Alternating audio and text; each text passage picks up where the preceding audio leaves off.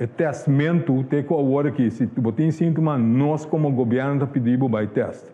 E o governo tá paga para o teste. E parte é stop. Nós não tá pedindo para teste, ora botem sintoma. Nós tá pedindo o doctor não de casa, cada quem que tá bem seca não, que tem queijo de COVID para registrar esse aí. Esse não está é mesmo candidato de gente ongeveer que agora que está bem para sobrar não tem queijo, você não tá para teste. Solamente nós não tá para teste na tour. Nós tá registrar na tour sim, com uma reportar com não tem queijo. Anto random te selectar máximo 200 gente com nosso teste para o public health.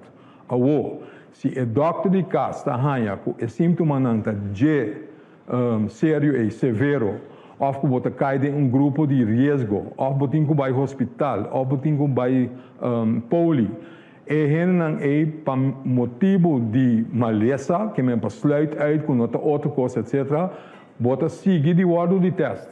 Numa, esse vai via seguro, ou via o próprio saco, se esse é caso, se você que faz algo. Pero não como programa de public health mais. Esse é cambio não. Também, maneira o bisa acaba de curante não somente que está quita todo o testamento, pero está quita também em cambio de período de isolação, período de quarentena. Até agora aqui nós avisa que se você está positivo, se você tem COVID, o período de isolação está por lo menos 10 dias, então se você queda sem sintomas, depois nós podemos levar para sair e foi isolação. Esse aí cambia. De 10 dias, é vira 5. Então, é vira aviso. Maneira uma bisa acaba. Não tem gente mais para bel, para se contact tracing, nós larga que vai e nós damos conselho. Se você tem sintomas, se você tem ou se você teste positivo, o conselho está para quedar isolação de bom mês para 5 dias. De com a hora que por 5 dias, passou, mientras tanto, que o tempo vai, nós temos mais informação. Uma informação importante é parte de geração de hemolyse. O que é isso?